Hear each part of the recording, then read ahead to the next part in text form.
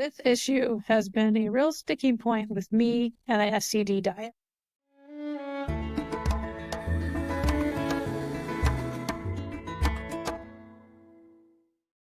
Welcome to Digestible Dialogues. I am Sherry Lipp. I am the host of Digestible Dialogues, and I am the founder of Happy Gut for Life. I am so happy to have you here today. Today, I am going to be talking about Bifidus and SCD Diet.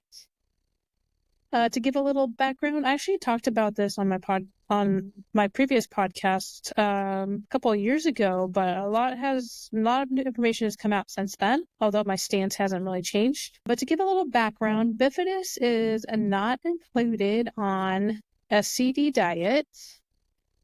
So it is recommended to not use yogurt starters that have a particular probiotic that has it in it. That can be very difficult when it comes to making yogurt. If you're going to use commercial yogurt as starter, a lot of commercial yogurts have Bifidus in them. Or if you want a special order, it's kind of expensive to special order the powdered starter that doesn't have Bifidus. Because a lot of powdered starters you'll find also have it, although you got to be careful with powdered starters that they don't have other additives. So I personally like to use commercial yogurt. The commercial yogurt I use does have Bifidus. So I'll start out by saying I use Bifidus partially because my version of breaking the vicious cycle didn't exclude it, so I didn't know that was a thing. And then when I heard that you weren't supposed to have it, it was many, many, many years in, I stopped it for a little while because I thought I was supposed to, and then I started reading more about it, and I started realizing I would have more adverse side effects by just cutting it out because I was doing fine with it. And it is a healthy bacteria. So I added it back in. So first of all, this is not medical advice. This is not me telling anybody, oh, start having Bifidus. I just want to give some background because it is an issue that is not discussed enough. Because when we're in SCD forums and groups, often they're like, well, we have to stick to the diet as written. And since it's excluded, we can't talk about it. So a little background on why is it excluded and why it wasn't in my copy. So my copy of Breaking the Vicious Cycle was published in 1999, maybe 98. I think it was published in 1999. I bought it in 2000. There's been many editions since then with very minor changes. There's not a huge amount of changes in between all the editions. But that one was one. That one was kind of a major change in that later editions. I'm not sure which one started excluding bifidobacterium. The reason for that is that at some point in the mid-90s, Elaine was looking at some research that showed that Bifidus could possibly contribute to overgrowth of Bifidus, of that bacteria in our digestive system, for people with IBD. And also, there was some correlation that people were looking at the time to show they thought maybe an excess of Bifidus led to or contributed to colon cancer. So Helene, out of an abundance of caution, was like, let's exclude this from the diet because we don't want bacterial overgrowth. So in the years since, there has been a lot of studies about that, especially when its relationship to colon cancer. It was found that Bifidus is not a contributor. There's not an overgrowth of Bifidus in general that would contribute to colon cancer. But we're here. I want to focus more on IBD. I just wanted to give that background that there was that colon cancer component that was really kind of driving those studies because we're talking about cancer. But the studies also did touch on inflammatory bowel disease. In the years since then, there's been a lot of studies on that relationship when it comes to cancer and IBD.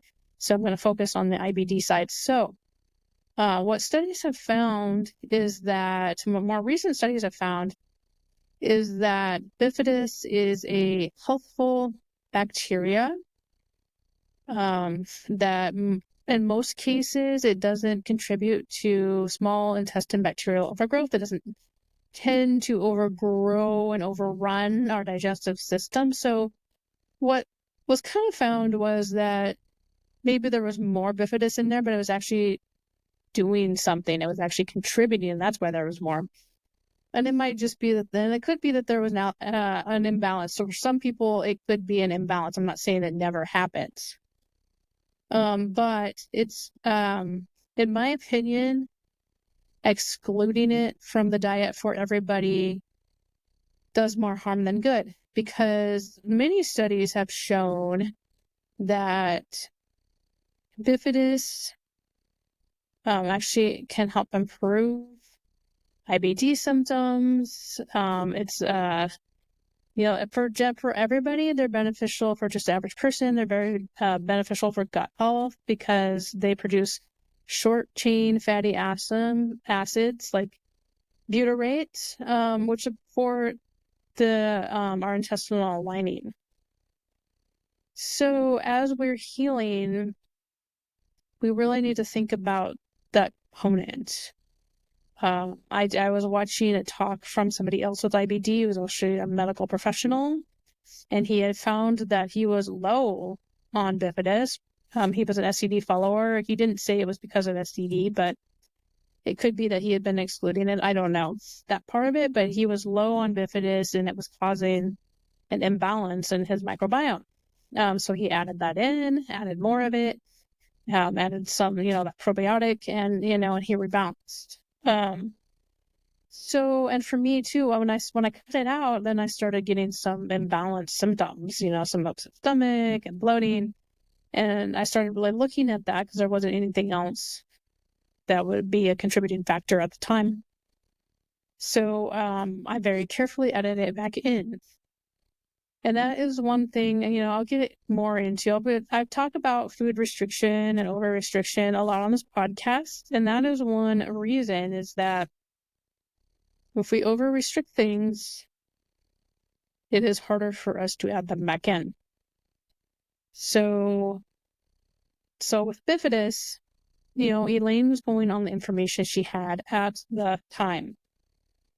There is new information now, but I kind of cringe a little bit every time I see somebody say bifidus is not recommended for SCD diet, because it's such an old recommendation, and I kind of feel like Elaine would change it if she could. And I've said that before, and I'll keep saying it, because I just, I find it hard as, an overall gut health coach, as an overall person who's been living with IBD for over 20 years, to say that nobody should have this. I hate to see people missing out on something that could be beneficial. So that is why we talk about this so much. So, newer studies show bifidus is not contributing to SIBO. In fact, if you have SIBO, you have to approach all probiotics very carefully. And I would definitely work with a specialist if you have that diagnosis, because any probiotic could increase your symptoms when you're in the real thick of it. So what happens with IBD is we have the inflammation, and we have a very severe imbalance in our microbiome. So what I recommend is no probiotics while the symptoms are in that severe state, because everything's going crazy. You don't want to introduce more bacteria in, even if it's the good bacteria, or right away. So what you're going to work on first is getting those symptoms calmed down. And that's where our protocols come in. You're eating specific foods, and we're trying to get those symptoms under control. And then we start thinking about adding in probiotic foods, which includes fermented foods like sauerkraut and other foods like that. Yogurt is actually a fermented food as well. And I really, I kind of encourage that we get all our prebiotics from food, rather than supplements if we can. Now, everybody's going to be in a different situation. Maybe the supplement is the only way you can manage it. But when we are talking about the inflammation and how to add those in, it's a short process. So if somebody's like, oh, I hear probiotics are good for gut health, my gut hurts, I have all these symptoms, I'm gonna just start loading myself up with probiotics. You could be making yourself worse just because things are so out of balance and things just start going a little crazy. So it's not bifidus that's causing that, it's probiotics. In general, there are other probiotics that may also kind of have the same effect, as that they will take off because they're the good probiotic, but maybe they got a little too much space in there. So if you watch my Gut Health 101, which I will put a link for in the description here, you will see me talking about that balance and why too little diversity causes problems, and an out of balance of the good and the unfriendlies will cause issues. So it's not just bifidus that is a culprit in our, in that imbalance, and it's actually bifidus. Studies show that it is a very helpful probiotic. There is not, so currently, right now, there is not evidence that suggests that bifidus has a tendency to overgrow in our digestive system. Now, the one thing to think about, and this is why I get very frustrated with that recommendation that we all avoid it, because SCD diet is based on, some principles of specific carbohydrates. That's what's called that, and how they work in a damaged digestive system. And that is why we all kind of go on those guidelines. Now, any food on SCD diet may not work for some people. And therefore, bifidus may not work for some people, but that's true of every single other food on SCD. So that is kind of my rationale. Is like, why are we excluding this one thing for everybody when there are lots of foods that, lots of people cannot eat nuts who are following specific carbohydrate diet. And we know that nuts and almond flour and stuff, that's part of the diet. And I eat them, and I, have my cookbooks are kind of based around that, but a lot of people can't have that. But we're not excluding that for everybody. Some people are like, why is this, you see, why is this legal? Why is this legal? Because it seems like it's so hard on our digestive system. Legumes are legal on the SCD diet, and a lot of people have trouble. And of course, those, not cooked properly, or just in general, what can cause bloating, gas, can be hard to digest. So that can cause problems.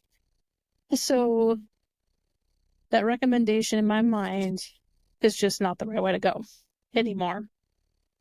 I might say it never was, but she was going on the information she had at the time, and there was a huge concern. However, it was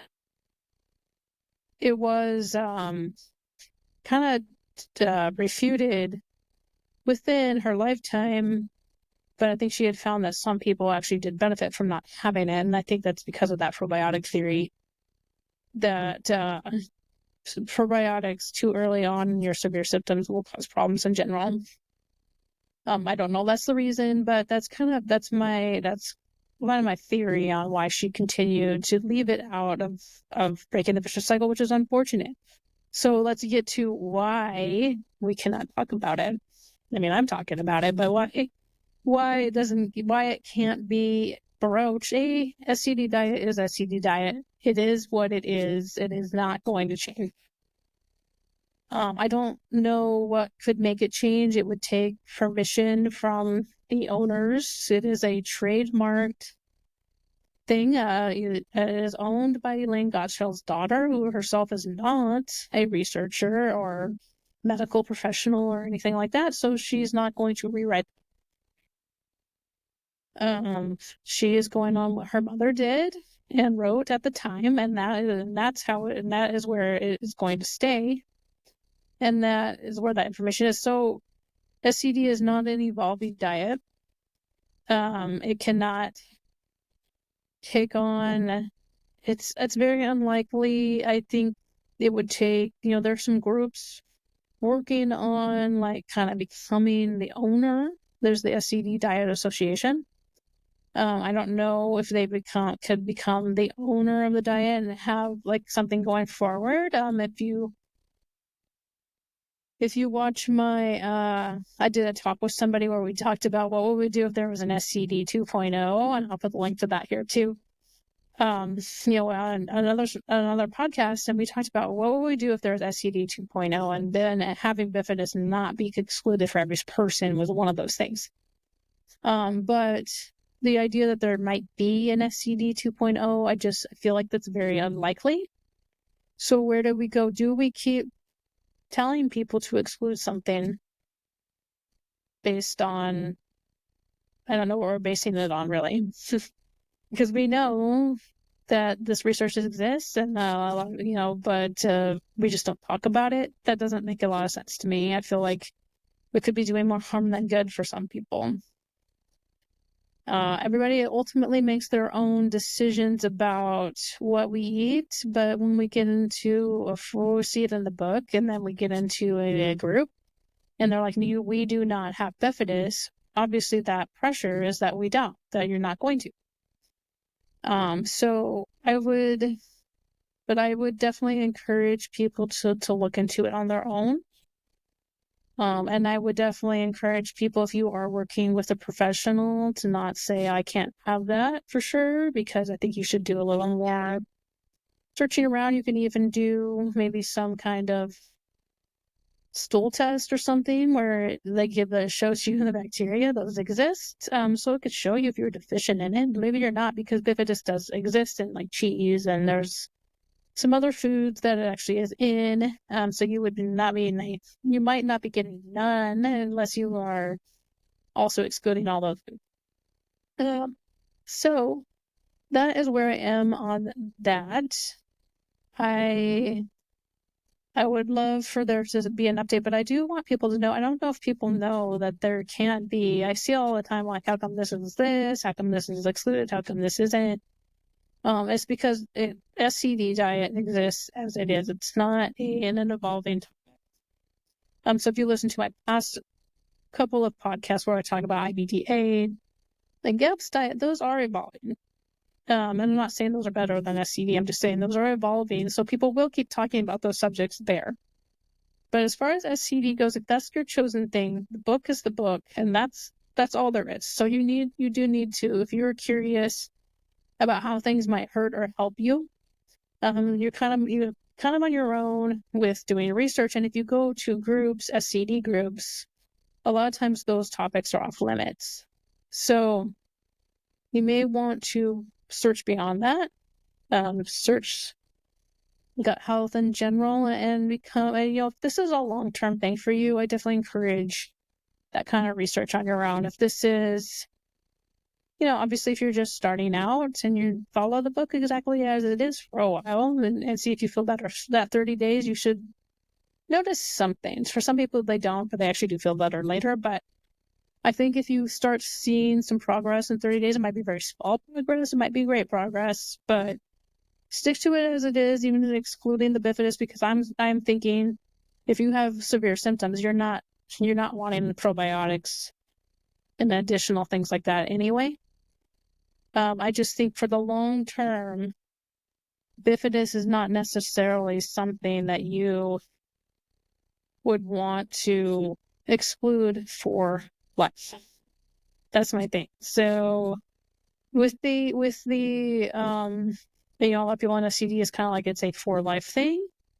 So you're going to exclude Bifidus for life. I'm not sure that might not be the healthiest choice. But we do need to make it's an individual, and that's that was the other point I was going to emphasize, is that we are individuals. What works for one may not work for another. So don't take don't take me, I use it, then I can't too, and don't take somebody saying never use it, I can't use it, or I tried it and I didn't feel well, or I got, SIBO or whatever. Don't take that as the reason either. You need to come up with your own with your own plan for that. So what if you do want to try adding it back in? As with any probiotic, we don't want to flood our systems with it. So as I was saying, a lot of people are like, it's supposed to be good, so let's take it. And if you take another example, outside of that turmeric, everybody's like, it's an anti-inflammatory, it's a powerful anti-inflammatory, which it is. But people are like, well, I have all this inflammation in my body, so give me turmeric. And well, now people are ending up in the hospital with turmeric toxicity in their liver because they've overdone it. So more is not always better. If you have something, taking more of something that's supposed to help it does not necessarily help it more. And it might actually hurt. So for probiotics, I would say, I wouldn't introduce it with a supplement. I think yogurt would probably be the best way to do it because you could use a starter that has bifidus and have very small amounts. A couple of tablespoons, a couple spoonfuls. Wait 3 days. Whenever we're trying something new, we wait 3 days in between because that's how long it can stick around and you can feel the effects of it. So that's what I would do. And all the other thing is when you've restricted things, your body is not used to digesting them. So having something that you've restricted and feeling not great right when you have it again is not necessarily a bad thing. It's your body getting used to it now, but you feel really not great. Gotta leave that out for a while again or forever again. But if you introduce bifidus and you are extremely deficient in it, you might feel different. You might have a little physical reaction if you introduce it. So you want to introduce a little bit at a time. I think that's true of any probiotics. If you are severe symptoms or introducing probiotics, you got to do a little bit at a time, maybe work with somebody on it. And that's how you would test it out and introduce it. The same would be if you're adding any non-SCD foods, which I guess, which is technically yes. Somebody told me they're introducing rice. Well, and they went to a restaurant and had rice. Well, it was like this huge serving, and I felt bloated and not that good. And it was too much. Doesn't necessarily mean rice is not the thing for you. There's certain ways to prepare rice, which we'll talk about in my next episode. We'll be talking a little bit more about that, about adding foods. I'll be talking about that with Karen, who I had the conversation about SCD 2.0 with.